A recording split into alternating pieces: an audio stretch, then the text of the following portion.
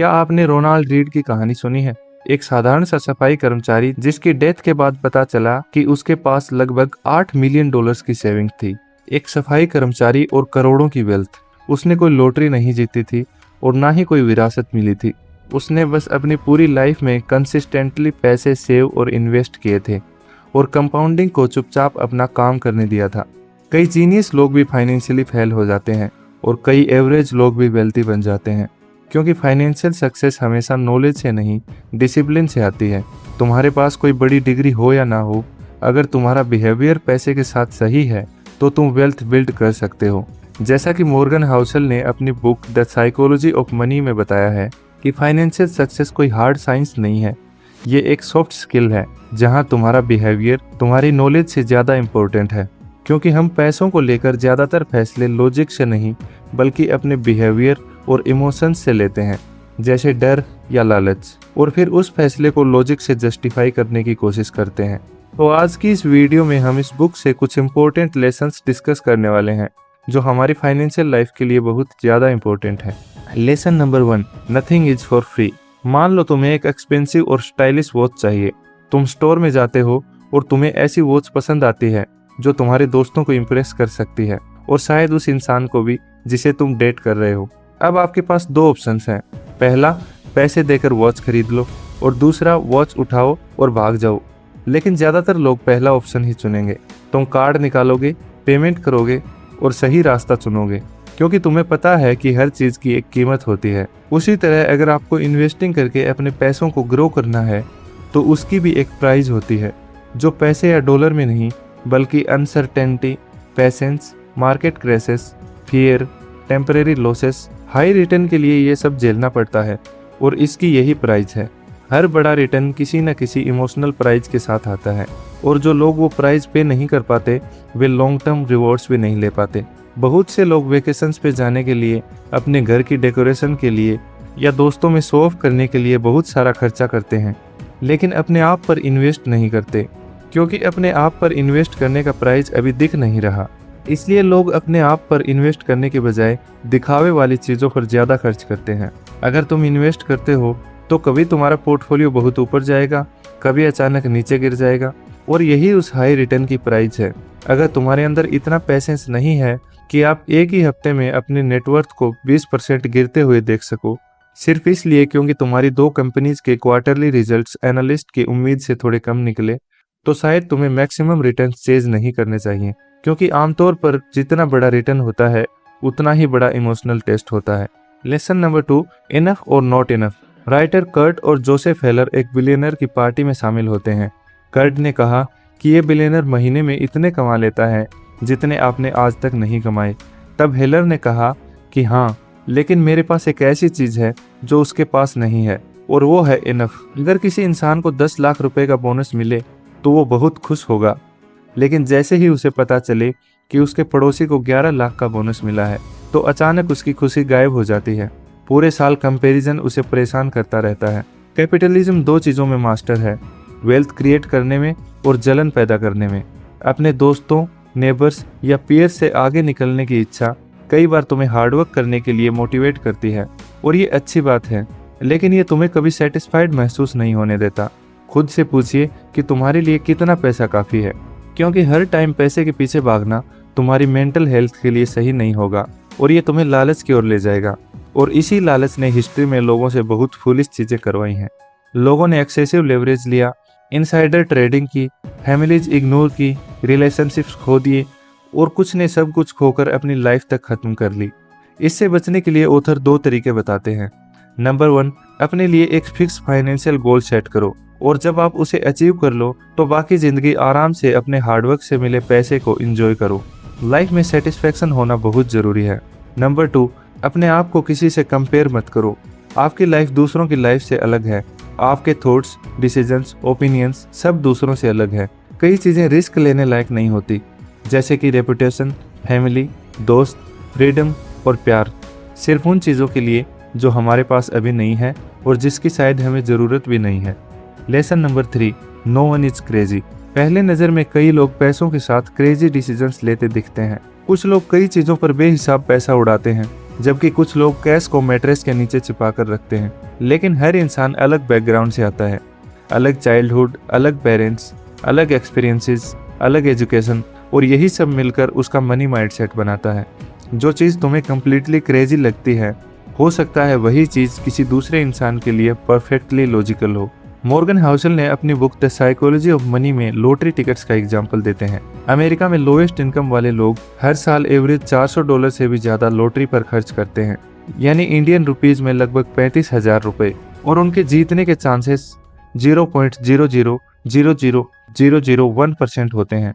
जबकि दूसरी तरफ अमेरिका में 1/3 से ज़्यादा लोग इमरजेंसी के टाइम $400 भी अरेंज नहीं कर पाते। तो आपके मन में एक डाउट आ सकता है कि ये लोग इमरजेंसी फंड बनाने की जगह लॉटरी टिकट्स क्यों खरीद रहे हैं। क्रेजी लगता है, राइट? लेकिन प्रॉब्लम यह है कि हम सबका पर्सपेक्टिव अलग होता है। वे लोग पे चेक टू पे चेक जी रहे हैं, सेविंग्स कर ही नहीं पाते, एजुकेशन लिमिटेड है, करियर ग्रोथ लिमिटेड है, वे लग्जरी वेकेशंस अफोर्ड नहीं कर पाते, नई कार नहीं खरीद सकते, बच्चों की कॉलेज फीस बिना कर्ज के नहीं दे सकते।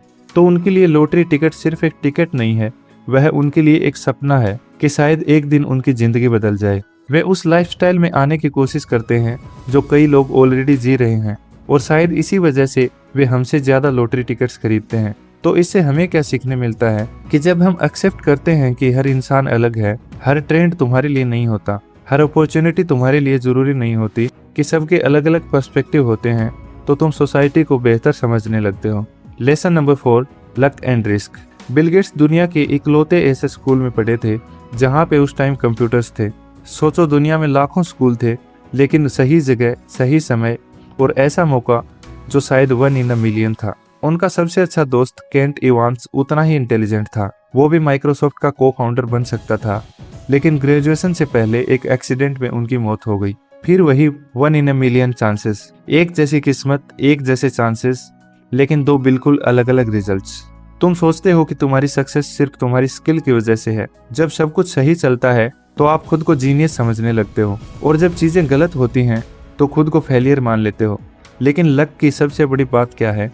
ये दोनों तरफ काम करते हैं। अच्छी किस्मत तुम्हें अमीर बना सकती है, बुरी किस्मत तुम्हें सड़क पर ला सकती है, और ज्यादातर लोग दोनों के लिए तैयार नहीं होते।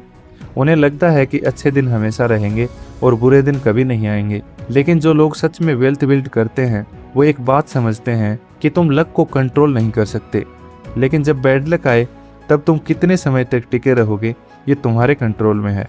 इसलिए इमरजेंसी फंड सेव करना बहुत जरूरी हो जाता है। तुम जब भी कोई फाइनेंशियल डिसीजन लो तो आपको उसमें लक और रिस्क को ध्यान में रखना चाहिए। किसी एक सक्सेस स्टोरी को सुनकर उसे फॉलो नहीं करना चाहिए, और ना ही कोई फेलियर सुनकर अपना आइडिया ड्रॉप करना चाहिए। Lesson number 5, getting wealthy versus staying wealthy. Jesse Livermore ने 1929 के स्टॉक मार्केट क्रैश के दौरान सिर्फ एक दिन में आज के हिसाब से लगभग $3 बिलियन कमा लिए थे। वो उस समय अमेरिका के सबसे अमीर आदमी बन गए थे, लेकिन सिर्फ 4 साल बाद वो पूरी तरह टूट चुके थे और आखिरकार उन्होंने अपनी जान ले ली। अब आप सोच रहे होंगे कि कोई इंसान $3 बिलियन से सिर्फ 4 साल में कंगाल कैसे हो सकता है। ऑथर कहते हैं कि अपने पैसों को सही से हैंडल नहीं करना गरीब होने का सबसे इजी तरीका है। वो कहते हैं कि वेल्थ कई सालों की कंपाउंडिंग से आती है, लेकिन अगर आपने उसे बराबर हैंडल नहीं किया तो ये रातों रात जा सकती है। रिच बने रहने का मतलब है अनएक्सपेक्टेड सिचुएशंस के लिए तैयार रहना। वॉरेन बफेट सिर्फ इसलिए महान नहीं है क्योंकि वो इंटेलिजेंट है, बल्कि वो इसलिए महान है क्योंकि वो कभी पूरी तरह बर्बाद नहीं हुए। उन्हें कभी जीरो से दोबारा शुरू नहीं करना पड़ा। इसके लिए आपको एक सर्वाइवल माइंडसेट रखना चाहिए। इसके लिए आप 3 काम कर सकते हैं।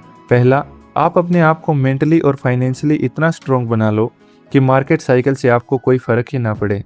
जब मार्केट में कोई चीज़ सस्ती होती है तब उसे बेचते नहीं बल्कि खरीदते हैं, और उसी प्रकार स्टॉक मार्केट और म्यूचुअल फंड में भी हमें सेम लॉजिक यूज करना चाहिए। मार्केट डाउन होने पर हमें इसे अपने एडवांटेज के लिए यूज करना चाहिए। दूसरा, आपके पास हमेशा प्लान बी होना चाहिए। कोई भी प्लान बनाते समय हमें इस बात पे भी गौर करना चाहिए कि अगर ये प्लान नहीं चला तो आप क्या करोगे।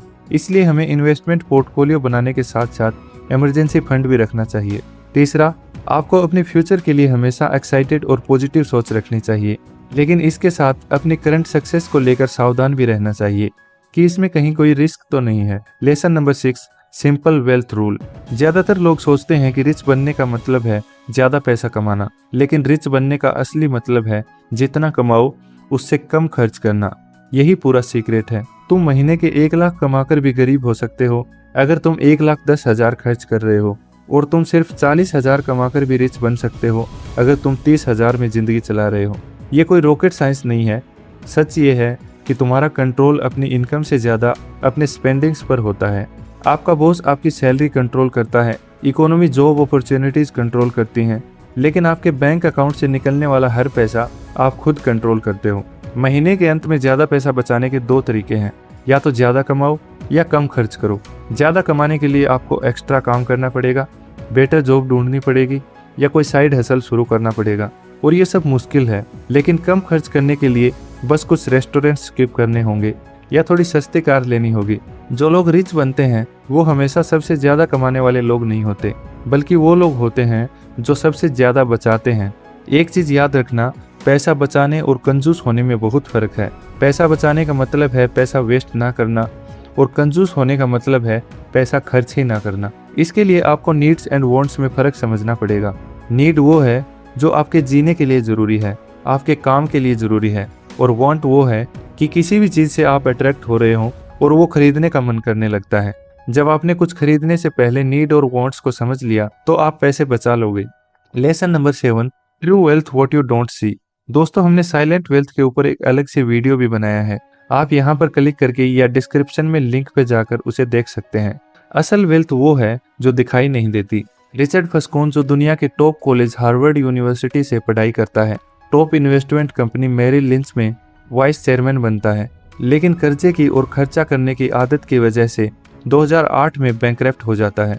जबकि दूसरी तरफ हमने रोनाल्ड रेड का एग्जाम्पल देखा, जो एक चौकीदार की नौकरी करता था, लेकिन जब उसकी मौत हुई तब लोगों को पता चला कि उसके पास $8 मिलियन थे।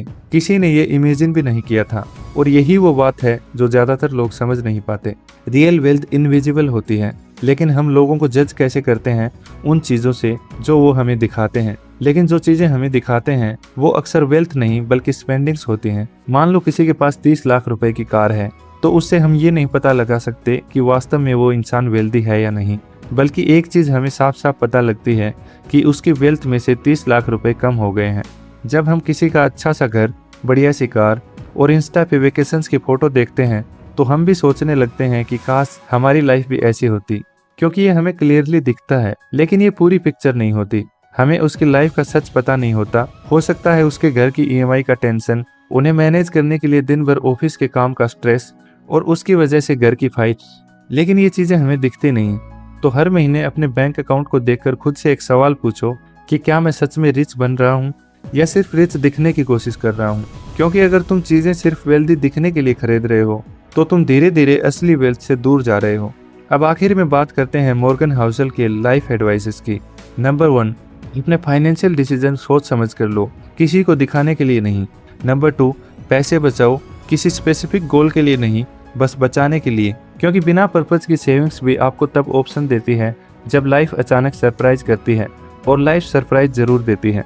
नंबर 3, छोटी छोटी चीज़ों में प्लेजर लेना सीखो, जैसे रीडिंग और एक्सरसाइज, क्योंकि इससे आप हेल्दी भी रहोगे और नॉलेज भी आएगा। नंबर 4, अपने टाइम होराइजन को बड़ा करो। इन्वेस्टिंग में सबसे पावरफुल चीज़ है टाइम। ज़्यादातर लोग महीनों में सोचते हैं, लेकिन रिच लोग डिकेड्स में सोचते हैं। नंबर 5, हमेशा इमरजेंसी फंड के लिए कुछ सेविंग्स रखो, जिससे मार्केट क्रैश होने पर भी तुम्हें अपने इन्वेस्टमेंट को सस्ते में ना बेचना पड़े। ये रूल्स कॉम्प्लिकेटेड नहीं है, लेकिन सिंपल होने का मतलब इजी होना नहीं है। असली मुश्किल तब होती है जब इमोशंस हाई हों और फिर भी तुम्हें इन्हें फॉलो करना पड़े। तो दोस्तों, आज की वीडियो में बस इतना ही। अगर आपको ये वीडियो से कुछ सीखने मिला तो वीडियो को लाइक और चैनल को सब्सक्राइब करके आप हमें मोटिवेट कर सकते हैं। आपका वैल्यूएबल टाइम देने के लिए आपका दिल से धन्यवाद।